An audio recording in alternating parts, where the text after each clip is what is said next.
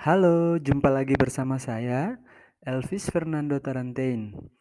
Pada kesempatan kali ini, saya akan menjelaskan materi tentang eksponen.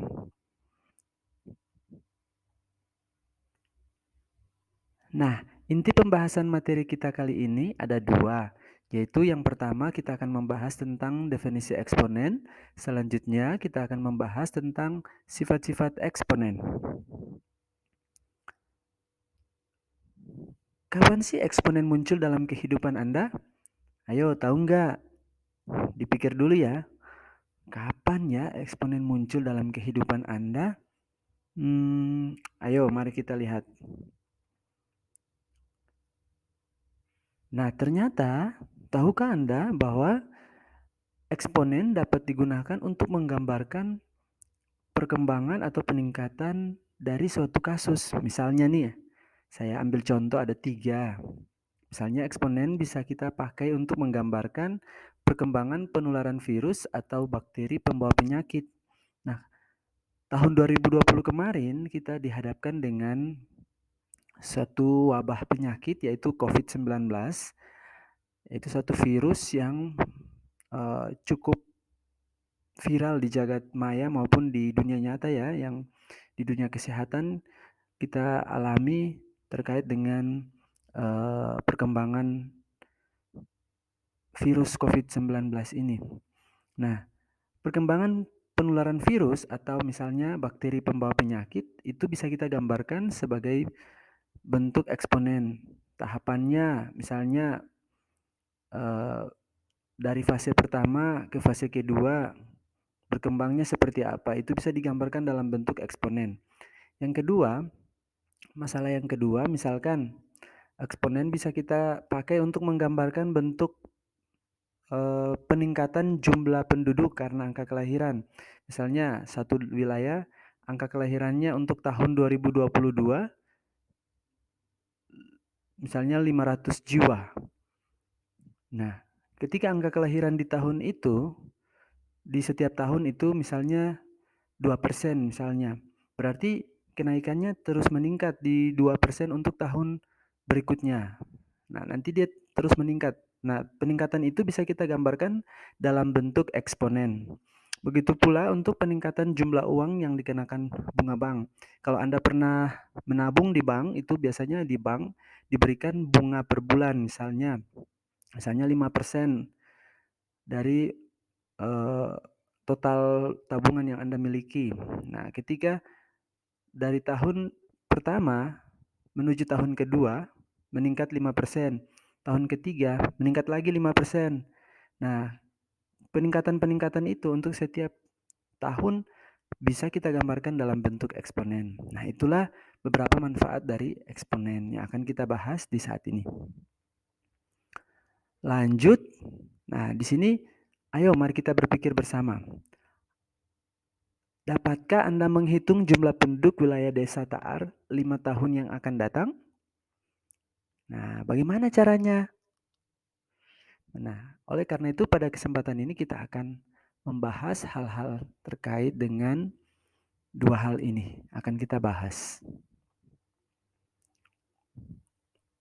Pertama, harus kita tahu dulu apa itu eksponen sih? Apa itu eksponen? Ya, eksponen adalah suatu bentuk perkalian bilangan dengan bilangan itu sendiri yang dilakukan secara berulang-ulang. Jadi perkaliannya itu bukan dengan bilangan lain, tapi bilangan dengan dirinya sendiri. Nah, makanya eksponen itu biasanya kita bilang atau biasanya kita sebut sebagai bilangan berpangkat.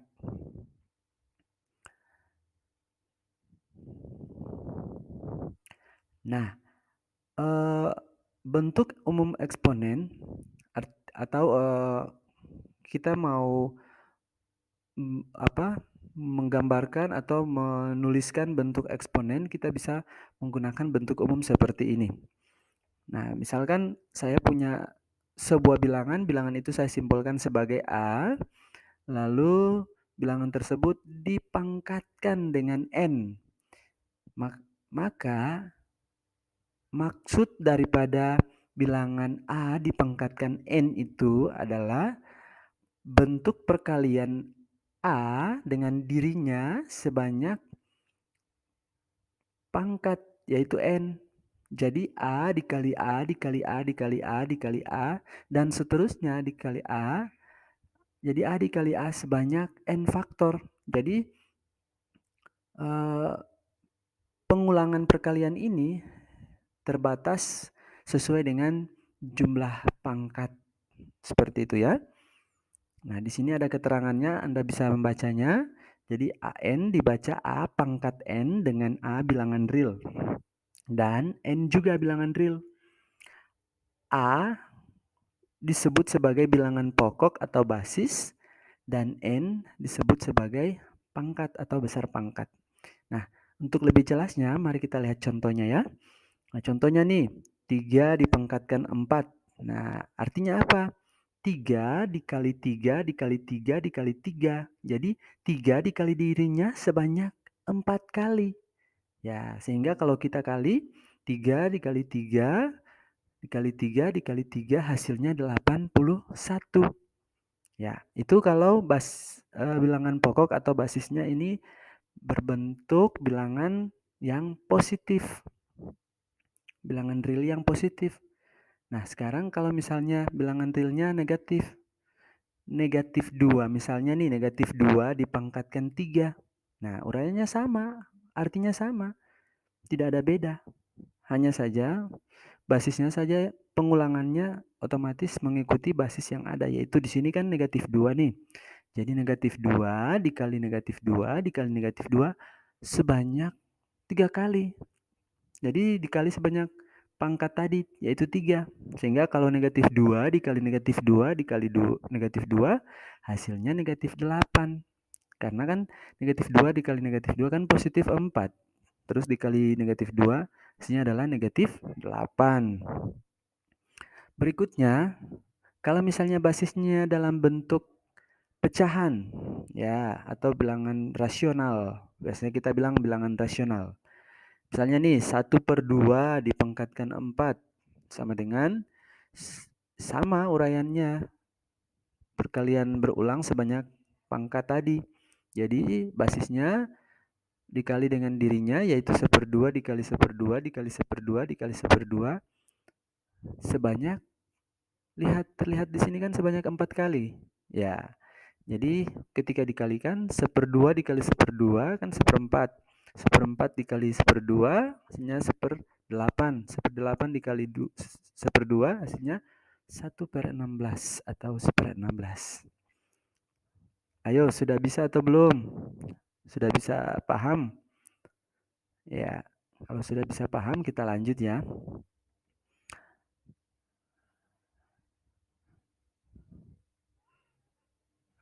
Ya, sebentar. Oke. Nah, sebelum kita lanjut, ada beberapa definisi penting yang perlu kalian ketahui. Yang pertama nih, kalau kita punya basis atau di sini saya simbolkan sebagai A, basis itu atau A itu adalah bilangan real di mana atau dengan A itu tidak sama dengan 0 dan N bilangan bulat positif.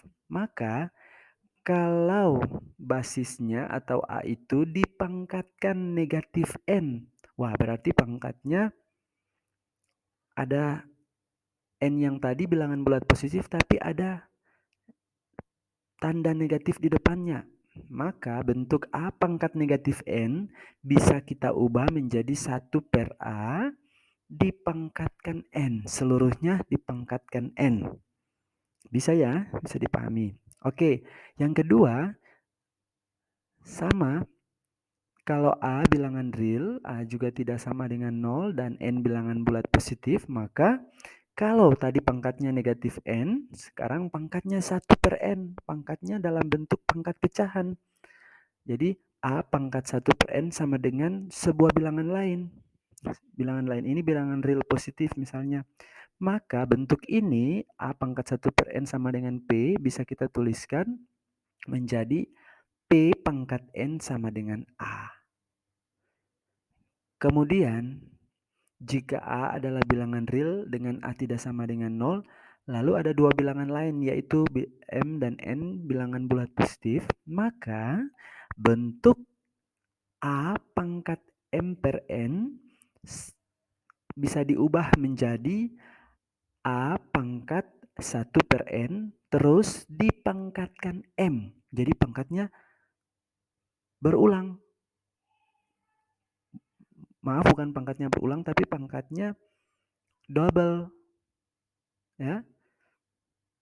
Ada pangkatnya ada 2 kali nih, yaitu di dalam di sini pangkat yang di dalam itu 1 per N, terus dipangkatkan lagi ada pangkat yang di luar yaitu M. Jadi bentuk A pangkat M per N sama dengan A pangkat 1 per N dipangkatkan M. Oke. Nah,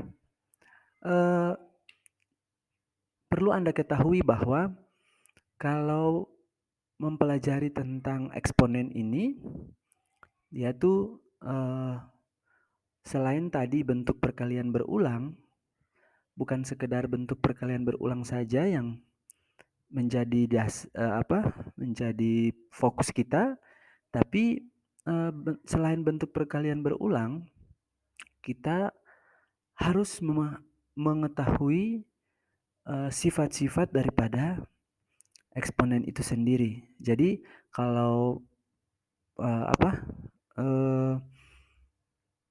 menentukan solusi dari sebuah bentuk eksponen, yang misalnya kalau eksponennya itu lebih dari 1 misalnya. Kalau yang tadi kita punya itu, misalnya di sini kan 3 pangkat 4 doang. Di sini juga negatif 2 dipangkatkan 3, 1/2 dipangkat 4. Nah, ini belum dikenakan operasi. Nah, bagaimana kalau dikenakan operasi? Maka kita harus menggunakan sifat-sifat. Jadi bentuk perkalian berulang ini sebagai dasar, tapi tidak menjadi prioritas kita di saat ini. Ini akan menjadi dasar untuk kita mempelajari sifat-sifat eksponen. Ya. Oke. Baik, sifat-sifat eksponen ada beberapa. Yang pertama kita akan lihat pangkatnya berbentuk penjumlahan. Nah, gimana sih pangkat penjumlahan? Nah, seperti ini. Kalau misalnya saya punya sebuah bilangan berpangkat A pangkat M dikali A pangkat N, itu bisa kita tuliskan atau bisa kita ubah untuk mempersingkat A pangkat M tambah N. Nah, kalian boleh lihat bahwa kedua bentuk eksponen ini A pangkat M dan A pangkat N ini basisnya sama, yaitu A. Nah, ketika dikenakan operasi perkalian, maka cukup kita tuliskan basis yang sama 1 kali, lalu pangkatnya itu kita jumlahkan. Nah, jadi perkalian eksponen dengan basis yang sama, maka pangkatnya harus ditambahi. Nah, contohnya nih, 3 dipangkatkan 2 dikali 3 dipangkatkan 3. Nah, terlihat basisnya sama kan? Ayo berapa? Ya, benar sekali, 3 ya. Pangkatnya basisnya 3. Di sini 3, di sini 3. Lalu yang di sini pangkatnya 2, yang di sini pangkatnya 3. Nah, pangkatnya karena basis yang sama, maka pangkatnya kita jumlahkan. Sehingga kita peroleh 3 dipangkatkan 2 dikali 3 dipangkatkan 3. Hasilnya 3 dituliskan dalam bentuk lain, 3 pangkat 2 tambah 3, maka 3 dipangkatkan 5. Nah, kalau kita buktikan dengan bentuk perkalian berulang tadi, 3 pangkat 2 itu kan 3 dikali sebanyak 2 kali. 3 dipangkatkan 3 itu kan 3 dikalikan sebanyak 3 kali. Ketika kita gabungkan, kita lihat, wah ternyata pangkatnya ada 5. Artinya perkalian berulang sebanyak 5 kali. Basis yang sama. Bilangan yang sama yaitu 3 sebanyak 5 kali. Nah, sehingga kita dapatkan 3 dipangkatkan 5. Lanjut sifat yang kedua, pangkat pengurangan. Nah, misalnya nih, A dipangkatkan M dibagi A dipangkatkan N.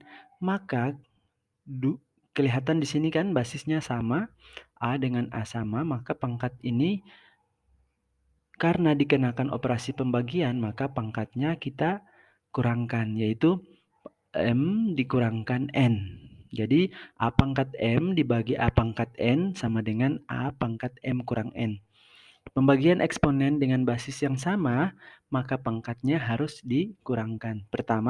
Pangkat pertama kurang pangkat kedua. Gitu ya. Kita lihat contohnya.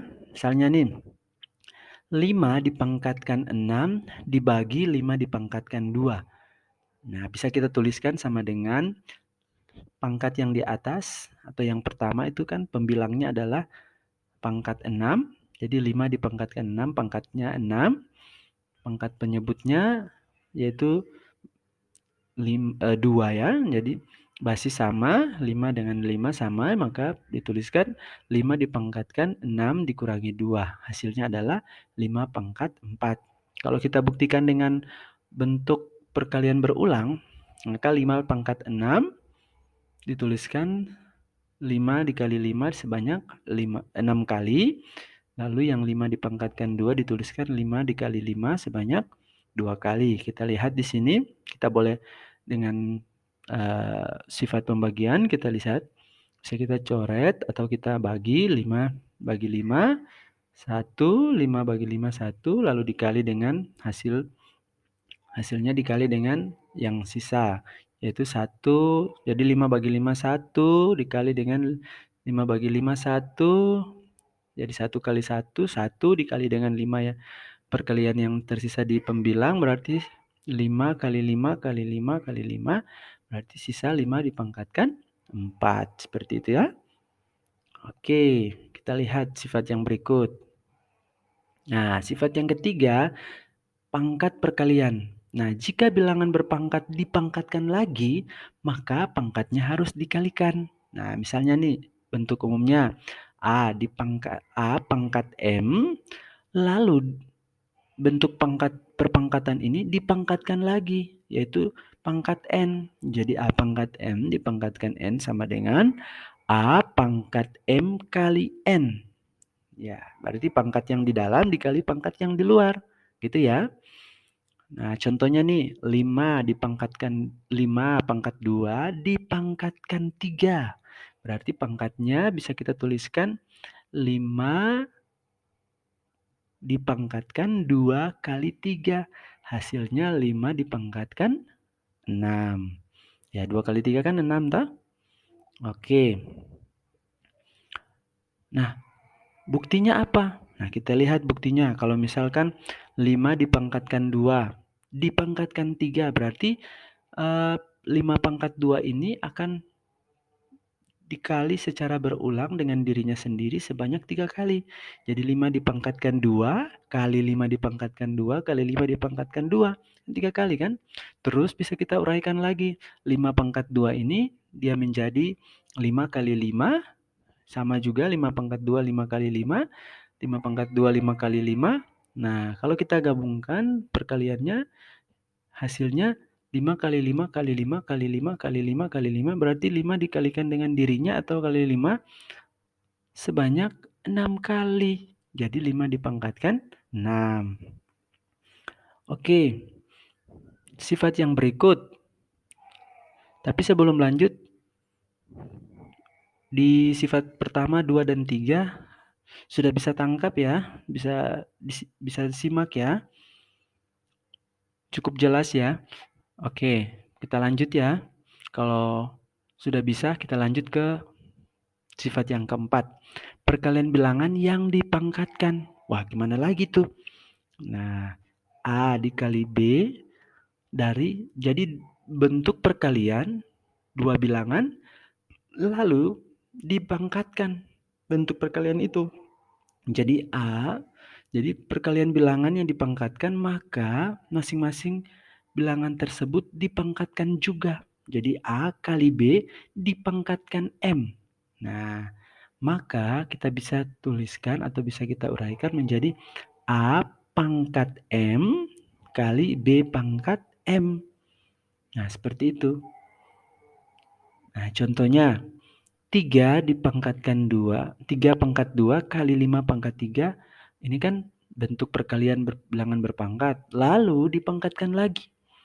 Nah, maka sesuai sifat yang awal tadi, sifat pangkat perkalian, pangkat itu bisa kita uraikan. 3 pangkat 2 kali 5 pangkat 3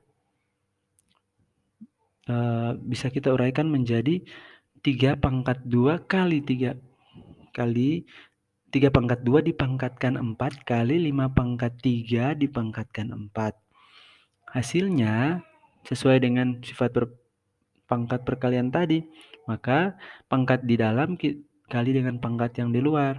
Jadi untuk 3 pangkat 2 dipangkatkan 4, hasilnya adalah 3 pangkat 8 karena 2 kali 4. Terus 5 pangkat 3 dipangkatkan 4, hasilnya 5 pangkat 12. Karena 12 itu dapat dari 3 pangkat 4. Bisa ya? Ayo, pasti bisa. Oke, kita lanjut sifat yang kelima. Perpangkatan pada bilangan pecahan. Nah, untuk bilangan pecahan yang dipangkatkan, maka bilangan pembilang dan penyebutnya harus dipangkatkan semua. Dengan syarat nilai B atau penyebutnya tidak boleh sama dengan 0. Ya, karena kalau sama dengan 0 nanti tidak terdefinisi. Jadi, misalnya nih, A per B, tadi kan perkalian, sekarang pembagian. A per B dipangkatkan N. Per itu kan pembagian.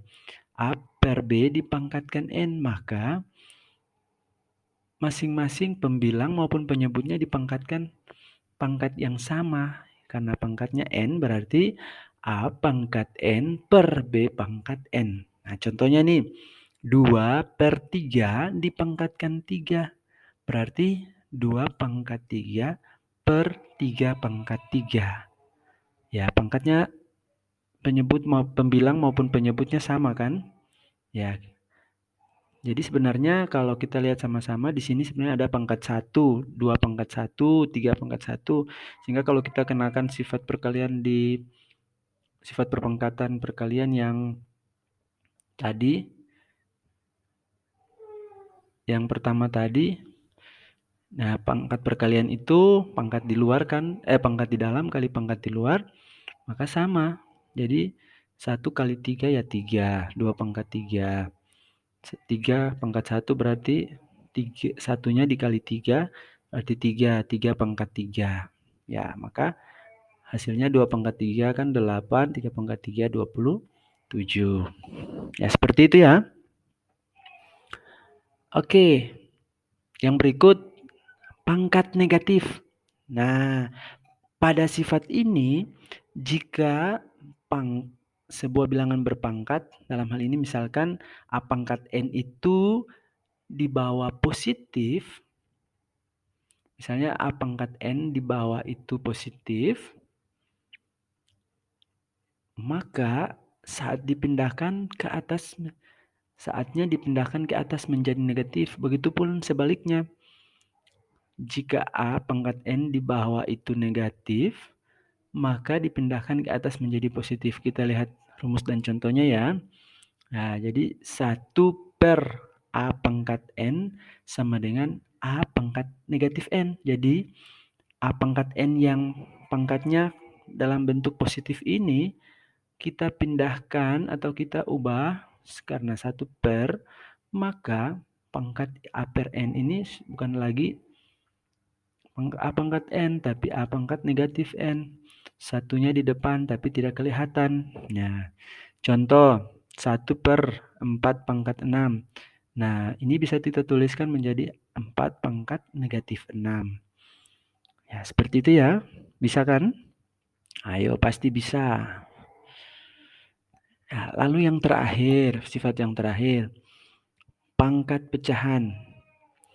Nah, pada sifat ini, kamu bisa lihat, terdapat akar N dari A pangkat M. Nah, ketika diubah menjadi eksponen, akar N menjadi penyebut dan pangkat M menjadi pembilang. Ya, jadi akar itu pangkat yang di akar yaitu N, ya, yaitu N, lalu di bawah tanda akar M.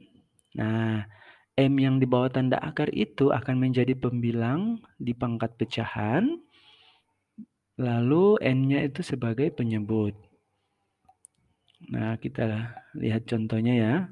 Misalnya, akar pangkat 4 dari 3 pangkat 6. Nah, pangkat akarnya kan 4 nih. Pangkat akar di bawah tanda akarnya kan 6. Berarti kita ubah menjadi 3 pangkat 6 per 4. Jadi yang di bawah tanda akar 6 per 4 akar. Pangkat akar.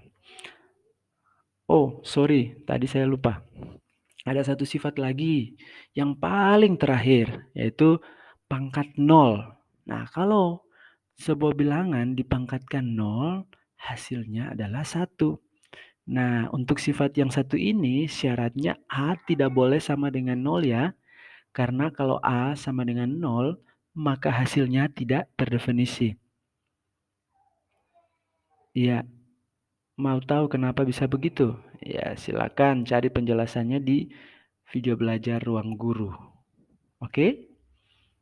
Ya, itulah beberapa sifat-sifat eksponen yang perlu saya sampaikan di saat ini. Nanti materi ini saya berharap Anda boleh pelajari terus-menerus sehingga Anda bisa menguasai. Dan pada saatnya ketika Anda di kelas mengerjakan soal, Anda sudah bisa untuk menyelesaikannya dengan baik. Terima kasih untuk perhatiannya. Sampai ketemu di lain waktu. Tuhan memberkati kita sekalian.